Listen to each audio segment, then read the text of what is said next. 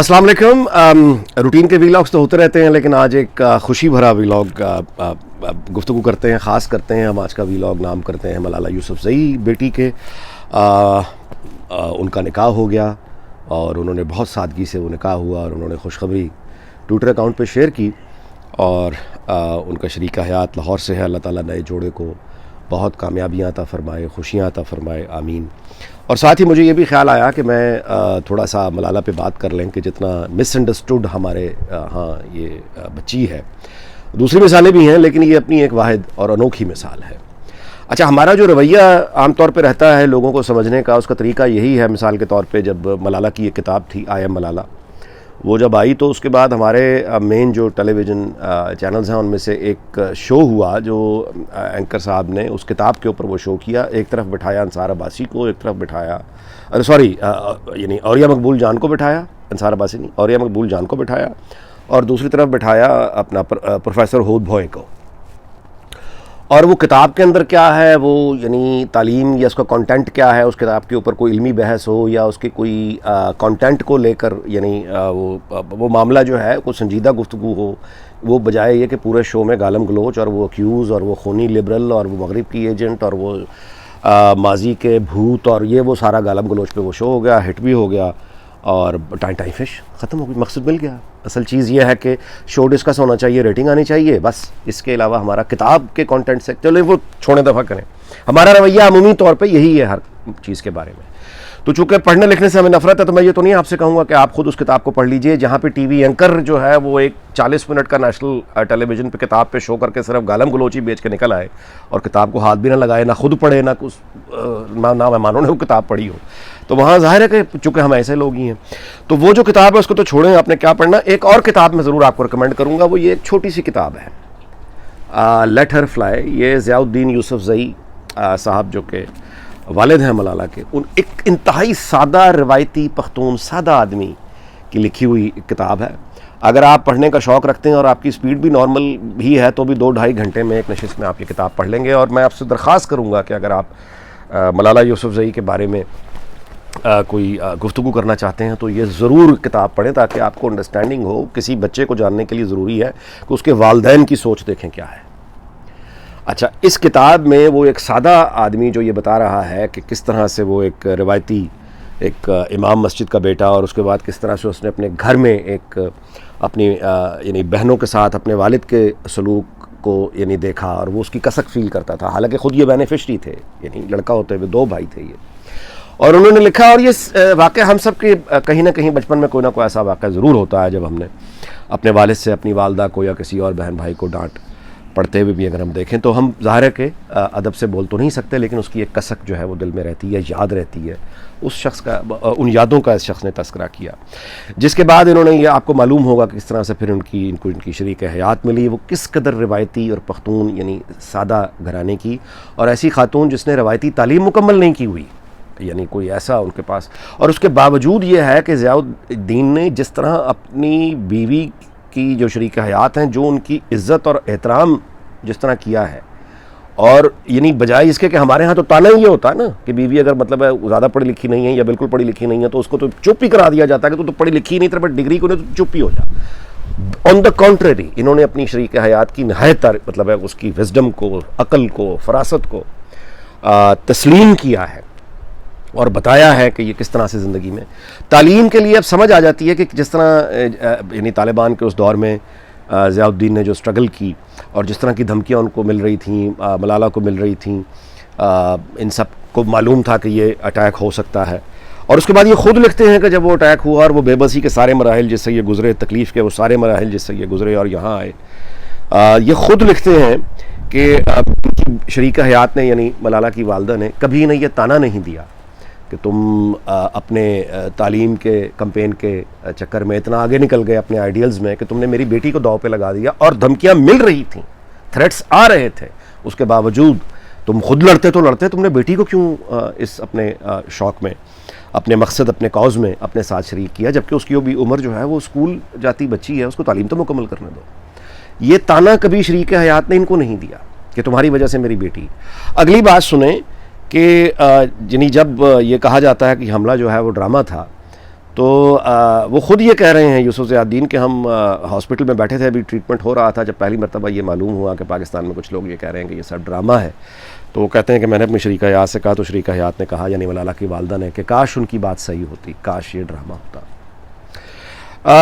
یعنی ایک روایت, یعنی وہ سوات کے کنارے جو دریا کے ساتھ یعنی بیٹھ کے چائے پیتے ہوئے ضیاء الدین اپنے یعنی اہل و عیال کے ساتھ اور اپنے والد کے ساتھ کچھ تصاویر میں اس کتاب میں شامل ہیں, وہ یاد کرتے ہیں ان, یعنی آئیڈیلائز کرتے ہیں ان دنوں کو جو سوات میں ان کے گزرے, آئیڈیلائز کرتے ہیں وہ یعنی یہ کتاب ایسی ہے کہ یہ پڑھتے ہوئے آدمی یعنی نارمل رہ نہیں سکتا, آپ بار بار ایموشنل ہو جائیں گے, آپ کو کتاب بند کر کے تھوڑا پاز لینا پڑے گا, پھر آپ کتاب پڑھیں گے. کس طرح ایک یعنی یہ مسٹ ہے ایک, یہ خاص طور پہ پاکستانی ہم لوگوں کے لیے, کہ بطور باپ ہمارا کیا رویہ ہونا چاہیے, بطور شوہر ہمارا کیا رویہ ہونا چاہیے, بطور بھائی ہمارا کیا رویہ ہونا چاہیے, بہنوں سے متعلق اور بیوی سے اور بیٹی سے متعلق, اور جینڈر ایکویلٹی کیسے آتی ہے. اور یہ اس شخص کی ایک اسٹرگل کی داستان ہے کہ اپنے گھر میں ہی, یعنی ایک بیٹی جو ہے اللہ نے اس کو اتنی عزت دے دی, اب باقی دو بیٹے جو ہیں وہ کس طرح سے, اب وہ باپ جو ہے وہ ان کے ساتھ کس طرح سے اپنے ریلیشن شپ کو مینٹین کر رہا ہے, اور اس میں ڈیفیکلٹیز آ رہی ہیں, اور پھر وہ اس کو صبر سے اوور کم کر رہا ہے, اور مان رہا ہے کہ جنریشن گیپ اتنا زیادہ ہو گیا ہے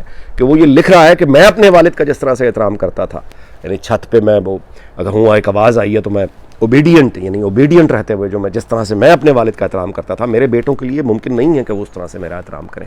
تو وہ میرا مذاق بھی اڑاتے ہیں, کبھی تو میں ان کے ساتھ مل کر ہنستا ہوں, یعنی ریلیشن شپ از مور فرینک. اور آپ کو مزے کی بات بتاؤں کہ یہ جیسے ابھی آپ نے یہ جو نکاح میں ابھی آپ نے دیکھا کہ یہ بچی اور یہ خاندان یعنی روایتی سادہ لوگ ہیں, یہ اگر چاہتے تو مجھے بتائیں تو صحیح کہ پاکستان انڈیا کے کون سا وہ سیلیبریٹی ہوتا جو اس نکاح میں شرکت سے معذرت کرتا, یا اس کو اپنی خوش نصیبی تصور نہ کرتا کہ ملالہ نے اپنے نکاح پہ ان کو بلایا. یعنی کوئی سوچیے, اچھا انگلینڈ کے کون سا سیلیبریٹی ہے, پولیٹیشین ہے, یا کوئی اسٹار سیلیبریٹی ہے جو ملالہ کے نکاح میں جو ہے وہ شرکت نہ کرنا چاہتا ہو. یورپ کا, امریکہ, کینیڈا نکال کے بتائیں. اگر یہ لوگ چاہتے تو مجھے یہ بتائیے کہ یہ کون سی, یعنی اگر گن کے چلیں 100 لوگ بھی اکٹھا کرتے تو دنیا بھر کی کریم اکٹھا کر کے یعنی وہ 100 لوگوں کے ساتھ ایک نکاح ہو جاتا. حالت یہ ہے کہ وہ خود بچی لکھ کے بتا رہی ہے کہ مہندی لگانے والا کوئی نہیں تھا, تو میں نے اپنے ہاتھوں پہ مہندی خود لگائی ہے, اور یہ کہتے ہوئے وہ اس کے یعنی وہ کوئی شکوہ نہیں کر رہی, یہ سادگی سے اس نے بتا دیا. معذرت. تو جن کو اللہ تعالیٰ دیتا ہے, یعنی میرے جیسوں کی حالت یہ ہے کہ تھوڑا سا بھی اگر اللہ کی طرف سے عزت مل جائے یا شہرت مل جائے تو ہم دوسروں کو یعنی بھولتے نہیں, یعنی بار بار نیم ڈراپنگ ہو رہی ہے, بار بار بہانوں سے کامیابی کے اپنی تذکرے ہو رہے ہیں, شو آف ہو رہا ہے انسٹاگرام پہ, ٹویٹر پہ, سوشل میڈیا پہ. یہ میری گاڑی دیکھو, یہ میرا گھر دیکھو, یہ میری گھڑی دیکھو, یہ میرے جوتے دیکھو, یہ میرا پیٹ دیکھو, یہ میرا بینک بیلنس دیکھو, یہ میری شان دیکھو, یہ میری, یعنی یہ ہے ہمارا بیسیکلی سارا جعلی معاشرہ. اس جعلی معاشرے میں حیرت ہوتی ہے کہ کس طرح سے ضیاء یوسف زئی نے اپنی اولاد کو اور خود کو یعنی اس جعلی مکار پن سے بچا کے رکھا, اور ایسی خوبصورتی سے بچا کے رکھا کہ اب سب کے سامنے ہے کہ کس طرح سے اس بچی نے روایتی یعنی دلہن کا لباس پہن کے, اور ایک اسیر غالباً ان کے نام ہے, اگر میں صحیح نہیں لے رہا نام تو معذرت, کہ وہ نوجوان جو ہے بریلینٹ نوجوان ماشاءاللہ لاہور کا, اور اس سے وہ شادی ہو رہی ہے. اور آپ اندازہ لگائیے سادگی کیا عجیب ہے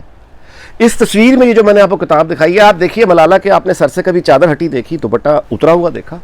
میں یہ نہیں کہہ رہا کہ جو خواتین یا بچیاں دوپٹہ نہیں لیتیں ہم ان پر کوئی, یعنی وہ دونوں ایک جیسی لائق احترام ہے. میں صرف یہ سمجھانے کی کوشش کر رہا ہوں کہ جو اس کو مغرب کا ایجنٹ کہتے ہیں, وہ اس کتاب کے ٹائٹل میں دوبارہ آپ کو دکھا دیتا ہوں, یہ دیکھ لیجئے کون سا لباس پہنا ہوا ہے ضیاء الدین یوسف زئی نے. یعنی یہ کتاب جو لکھی گئی ہے یہ آپ کے خیال میں پاکستانیوں کے لیے لکھی گئی ہے؟ ہم لوگ پڑھتے ہیں, اور وہ بھی انگلش. ہم نے کہاں پڑھنا, ہم تو کڑھائی کھانے والے لوگ ہیں. اس کی جو ریڈرشپ ہے وہ انگلینڈ میں ہے, یورپ میں ہے, امریکہ اور کینیڈا میں ہے. اس بندے نے شلوار قمیض اور واسکٹ میں اپنی تصویر کھنچوائی ہے, اور اس کی بیٹی سر پہ چادر لی ہے, جس طرح بیٹی ایک شفقت سے اپنے باپ کے ساتھ کھڑی ہوتی ہے ویسے وہ کھڑی ہے. اور اس کتاب میں وہ اپنی دیس کی, اپنے سوات کی تعریفیں کر رہا ہے. وہ بتا رہا ہے کہ وہ کس طرح سے زار و قطار روتا ہے اپنے وطن کو یاد کر کے. وہ بتا رہا ہے کہ کس طرح سے اسے اپنی وطن کی چائے یاد آتی ہے اور انگلش ٹی اسے کبھی اچھی نہیں لگی. یہ وہ یہاں کے رہنے والوں کو بتا رہا ہے, جس پر ہم الزام لو بجائے اس کے اگر یہ مغرب کا اس طرح سے جو ہمارے ذہن میں تصور ہوتا تو پھر یہاں پہ آپ دیکھتے کہ ایک وہ ڈیزائنر پھر یہیں کے لباس ہوتے, اور وہ اس کتاب کا کنٹینٹ پھر بالکل مختلف ہوتا. وہ ساری کی ساری پھر پاکستان کی برائیاں ہوتی ہیں اور یہاں کی تعریفیں ہوتی ہیں, اور اس کے بعد یہیں سے اپیلیں ہوتی ہیں. اچھا ہماری جہالت دیکھیں, 18ویں ترمیم کے بعد تعلیم جو ہے وہ ظاہر صوبوں کا سبجیکٹ بن گیا. اگر ہم چاہتے کوئی بندہ تعلیم میں اگر انٹرسٹڈ پاکستان میں وزیر تعلیم ہوتا پنجاب سندھ پختونخوا بلوچستان یا وفاقی سطح پر, تو یہ بچی ہم اس کا شہرت کا جو اس کو ملی ہے, ہم اس کو جاپان سے لے کے کینیڈا تک ہم اس کو دکھا کر اپنے ملک کی بچیوں کی تعلیم میں مدد کر سکتے تھے. یہ اگر اپیل کرتی تو نئے اسکول تو بچیوں کے کیا بننے, وہ تو بات کی بات ہے. جو تباہ ہو گئے ہیں, جن کو طالبان نے تباہ کر دیا, جن کو ہماری غفلت نے تباہ کر دیا, جن کو فنڈز کی عدم دستیابی نے تباہ کر دیا, جو کھنڈر بن چکے ہیں اسکول, ہم ان کی تعمیر نو کے لیے پیسہ لا سکتے تھے. آپ اندازہ لگا رہے ہیں کہ ہمارے وزیر تعلیم پنجاب سندھ پختونخوا کتنے بے خبر, کتنے یعنی کس طرح کے لوگ ہیں یہ. ان میں سے کسی کو یہ خیال نہیں آیا کہ یہ ملالہ سے رابطہ کریں اور اس سے کہیں کہ ہم ایک کمپین کرنا چاہ رہے ہیں, کوئی جاپان سے شروع کریں, ناروے جائیں, کینیڈا جائیں, جہاں جہاں پہ آپ کی عزت ہے, اور ہمارے یہ علاقے کے یہ 100 اسکول یا 50 اسکول جو تباہ ہوئے پڑے ہیں, اب ان کو کھنڈر بنے, ان کو رینوویٹ کرنے کے لیے کچھ پیسہ چاہیے, آئے وہ پیسہ کے لیے کو فنڈ کے لیے کام کریں, آئے بجائے اس کے کہ ہم اس بچی کو لے کر باقی بچیوں کا مستقبل سنواریں. ہم اس بحث میں الجھے ہوئے ہیں کہ تو ڈرامہ ہوا ہے. او بھائی, ڈرامہ جو ہے وہ یعنی جھوٹ چکے بولنا ہے, اور ہمارے ہاں چونکہ جھوٹ بکتا اتنا ہے اور سوچنے سمجھنے میں کوئی راضی نہیں ہوتا. او بھائی میرے ڈرامہ, میں نے ڈراموں میں بہت کام کیا ہے. ڈراموں کے لیے پہلی چیز ہوتی ہے اسکرپٹ جو ایک رائٹر لکھتا ہے, پھر اداکار ہوتے ہیں, پھر ایک ڈائریکٹر ہوتا ہے, پوری ٹیم ہوتی ہے, اور اس ٹیم کا آپس میں مثالی ایک ٹیم ورک ہوتا ہے, کوارڈینیشن ہوتی ہے. کوارڈینیشن اگر اچھی نہ ہو, دنیا کا کوئی ڈرامہ کامیاب نہیں ہو سکتا. اب اگر یہ ڈرامہ ہے تو پھر ڈرامے کے کردار ذرا گننا شروع کریں کہ یعنی ابو دھابی کی رائل فیملی اس ڈرامے میں اگر اداکار ہے, تو پاکستان میں کون وہ مائی کا لال ہے جو ابو دھابی کے یعنی جو رولنگ فیملی ہے اس کو رشوت وہ دے گا؟ کون سا مائی کا لال ہے پاکستان میں جو کہ مطلب ہے کہ برطانیہ کے برمنگم ہاسپٹل کے جو ورکر ہیں, ڈاکٹرز ہیں, نرسز ہیں, وہ ان کو اتنا پیسہ دے گا, اور کہ وہ یعنی آج کے سوشل میڈیا کے دور میں جب ہر خبر بکتی ہے, خبر بکتی ہے, اخبار کے ادارے ٹی وی کے ادارے تو خریدتے ہی ہیں, خبر سوشل میڈیا پر بھی بکتی ہے, یہاں بھی پیسے ملتے ہیں. تو وہ سارے کے سارے لوگ جنہوں نے ملالہ کا ٹریٹمنٹ کیا, وہ جہاز کا کرو, وہ ایئر ایمبولنس, وہ ساری کی ساری یعنی پاکستان کا چیف آف آرمی اسٹاف, اس وقت کا D G I S I, president, یعنی یہ سارے لوگ پھر اداکار تھے. وہاں سے اگر شروع کریں, اور وہ پٹیاں تبدیل کرنے والے, اور اس کے بعد جنہوں نے بعد میں جو ابھی تک ٹریٹمنٹ یعنی بعد میں جو لمبا چلا, یہ سارے لوگ اداکار ہیں پھر. اور یہ سارے ایسے کمیٹڈ اداکار ہیں کہ کسی اداکار نے ابھی تک اس یعنی راز کو افشا کر کے اس نے پیسے نہیں کمائے. یہ کم از کم 1 ملین پاؤنڈ کی خبر ہوگی, لیکن یٹ لوگ کہتے ہیں ڈرامہ ہے. اچھا, نوبیل پرائز صرف ایک چیز نہیں ہے. نوبیل پرائز یقیناً بہت, یعنی ہمارے پاس تو ہیں ہی پورے گن کے 22 کروڑ میں سے, اور 75 سال لگا کے تو ہیں ہی 3 تو ظاہر ہے. لیکن نوبیل پرائز پچھلے سال بھی کچھ لوگوں کو ملے تھے, ان میں سے کسی کا نام یاد ہے آپ کو؟ کچھ بھارتیوں کو بھی ملے تھے, کسی کا نام یاد ہے؟ خود ہمارے ہاں ڈاکٹر عبدالسلام کا نام کتنے لوگ جانتے ہیں, اور ایک خاتون جس کو ڈاکومنٹری, مطلب نوبیل پرائز لوگوں کو ملتا ہے. نوبیل پرائز حاصل, یعنی میں یہ بتانے کی کوشش کر رہا ہوں کہ نوبیل پرائز جو یعنی ملالہ کو ملا, صرف ملالہ کی شہرت یہ نوبیل پرائز نہیں ہے. نوبیل پرائز دوسروں کو بھی ملے ہیں, ان کے نام آپ کو یاد ہیں؟ مطلب وہ ایک, اس کے باوجود وہ ایک سٹار ہے, اللہ نے اس کو. اور یہ ہمارے سامنے دیکھیں, عقل والوں کے لیے نشانی ہے, اللہ تعالیٰ بتاتا ہے ہمارے سامنے. یعنی ایک طرف وہ خونی قاتل ہیں جنہوں نے اس کو مارا, وہ آج افغانستان پہ اپنا قبضہ مکمل کرنے کے باوجود بھی ان کا وزیر خارجہ دہائی دے رہا ہے کہ ہمیں سمجھ نہیں آ رہا کہ ہم ایسا کیا کر گزریں کہ امریکہ ہمیں تسلیم کر لے. یہ ہے وہ قاتل جن سے لڑکے فتح حاصل کی ہے, انہی سے پیسہ مانگ رہے ہیں اور قحط پورے افغانستان میں لے کر آ گئے ہیں. یہ ہے وہ قاتل. دنیا دیکھ رہی ہے کہ کس طرح سے وہ پیسے مانگ رہے ہیں اور اپنی یعنی عوام پہ وہ کیا عذاب لے کر آئے ہیں, دنیا دیکھ رہی ہے. اور دوسری جانب یہ نہتے سویلین, یعنی ایک بچی اور اس کا باپ اور یہ کی فیملی نہتے, ان پر حملہ ہوا. آپ مجھے بتا دیں کہ اللہ تعالیٰ کی رحمتیں کس کے ساتھ ہوئیں؟ عزت اس کے ہاتھ میں ہے, ذلت بھی اس کے ہاتھ میں ہے. اب آپ دیکھ لیں کہ اللہ تعالیٰ کی جو ہمیں یعنی جو کس طرح سے اس نے اس بچی کی جان بچائی, کس طرح سے ساری دنیا کی عزتیں اور شہرتیں لا کے اس بچی کے جو ہے وہ پیروں تلے ڈھیر کر دیں, کس طرح سے اس کے والد اس کے سارے خاندان کو اللہ تعالیٰ باحفاظت وہاں سے نکال کے یہاں پہ لا کے بسا دیا, اور اس کے بعد وہ اپنا ایک ایجوکیشن کا ایک پورا مقصد لے کے آگے بڑھ رہے ہیں.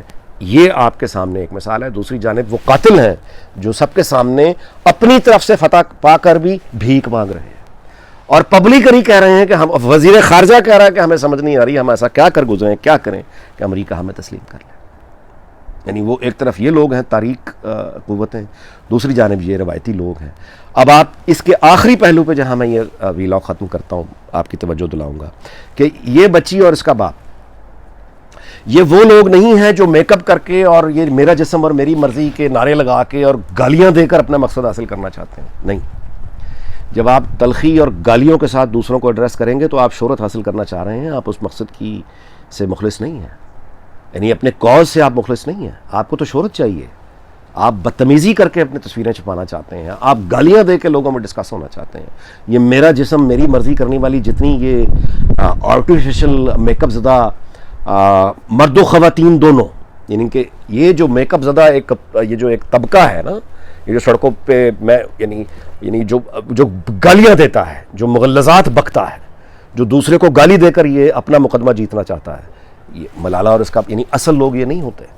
جنہوں نے ایجوکیشن کے لیے کام کرنا تو ہوتا ہے، وہ گولی کھا کر بھی جواب میں گالی نہیں دیتے. وہ اپنے ملک چھوڑنے پر ان کو ہجرت پہ مجبور کر دیا گیا ہے، وہ اس کے باوجود پلٹ کر گالی نہیں دیتے، وہ کسی کو گالی نہیں دیتے. وہ اپنے کام، ایجوکیشن، اپنے مقصد، اپنے کاز کے ساتھ اپنے آپ کو اس طرح سے مضبوطی کے ساتھ وہ جڑے رہتے ہیں اپنے کاز کے ساتھ، جس طرح ہم سب کے سامنے یہ خاندان اپنے کاز کے ساتھ جڑا ہوا ہے. انہوں نے پلٹ کر کبھی کسی کو گالی نہیں دی.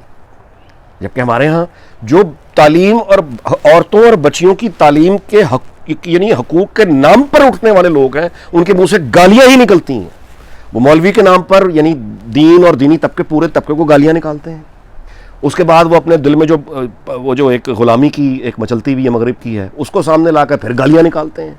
اور مغلظات کے علاوہ ان کے پاس ہے کوئی نہیں، یعنی کوئی حل ہی نہیں ہے، کوئی وے فارورڈ ہی نہیں ہے، صرف اور صرف گالیاں، احتجاج اور میرا جسم میری مرضی. یعنی اتنا محدود اور جہالت، یعنی یہ لوگ ہیں جو عورتوں کی تعلیم کو اٹھا کے دعوے دار ہیں کہ یہ بڑے لبرل ہیں، دعوے دار ہیں کہ یہ ایجوکیشن کے ساتھ بڑے کمیٹڈ ہیں. جس بندے کو بولنے کی تہذیب نہیں ہے، جس عورت کو بات کرنے کے طریقہ ہی نہیں آتا، وہ کہتی ہے کہ میں تو تعلیم کے لیے یعنی یہ سب گالیاں نکال رہی ہوں. تو یہ ہے رنگ باز آرٹیفیشل لوگ، اور یہ ہیں اصل لوگ.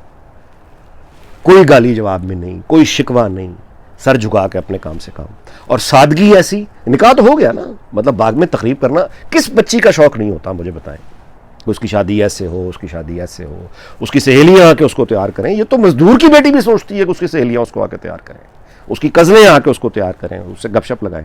یہاں حالت یہ ہے کہ وہ اپنی مہندی خود لگا کے ہنس رہی ہے سادگی سے کہ کوئی بات نہیں، میں نے خود ہی لگا لی. گھر میں 3 4 6 لوگ، تصویر اور وہ. اب آپ مجھے بتا دیں کہ کون سی ایجنٹ ہے جو لاہور سے اپنا پھر شریک حیات ڈھونڈے گی؟ کیا شریک حیات اس کو یہاں نہیں ملتے؟ انگریز نہیں مل سکتے تھے، جرمن نہیں مل سکتے تھے، امریکن نہیں مل سکتے تھے، کینیڈین نہیں مل سکتے تھے؟ یعنی یہاں کے کون سا وہ ہوتا آپ بتائیے سیلیبریٹی، یا کون سا جو خود کو خوش نصیب تصور نہ کرتا کہ ملالہ نے اس پر پسندیدگی کا ہاتھ رکھ دیا ہے؟ کیا ملالہ کے کہنے پر وہ مسلمان بھی ہو جاتا؟ یعنی میں آپ کو صرف یہ بتا رہا ہوں کہ اس کے لیے کوئی چوائسز کی کمی نہیں تھی دنیا بھر میں. دولت کیا اور شہرت کیا، رائل فیملی میں شادی کر سکتی تھی. دنیا بھر میں رائل فیملیز ہیں، کسی ایکچوئل پرنس سے شادی کر سکتی تھی، عرب پرنس سے شادی کر سکتی تھی. لیکن اس نے جو انتخاب کیا وہ لاہور کا لڑکا ہے.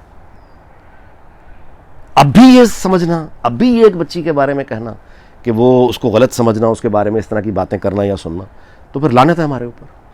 پھر جو ہمارے ساتھ ہو رہا ہے بالکل ٹھیک ہو رہا ہے. ایسی قوموں کے ساتھ یہی ہونا چاہیے. بس اس ویلاگ دوبارہ سے اس بات پہ ختم کرتا ہوں کہ یہ ساری تلخیاں اپنی جگہ.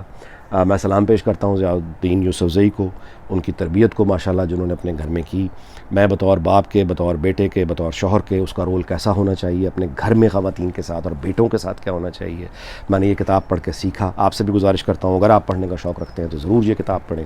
اور ایک انسان کی یہ داستان ہے کہ کس طرح سے وہ مشکلات سے گزرتے ہوئے، میں حیران ہوں کہ اس شخص نے اپنا غصہ کو کس طرح سے کنٹرول میں رکھا اور کس طرح سے پلائٹنس کے ساتھ، سادگی کے ساتھ یہ اپنے کاز کو آگے بڑھائے چلا جا رہا ہے. ہمیں اس طرح کے لوگوں کی ضرورت ہے. ہمیں چیختے چلاتے ملاؤں یا چیختے چلاتے جعلی آرٹیفیشل اداکاروں کی ضرورت نہیں ہے. ان کی چیخ و پکار نے ہمارا یہ بیڑا غرق کیا. ہمیں سنجیدہ لوگوں کی ضرورت ہے. کاش کہ ہم اپنی آنکھوں سے جہالت اور تعصبات کے جو موٹے موٹے غلاف ہیں اس کو ہٹا کے ہم دنیا کو ویسے دیکھ سکیں جیسی وہ ہے. آپ کا بہت بہت شکریہ. اللہ حافظ.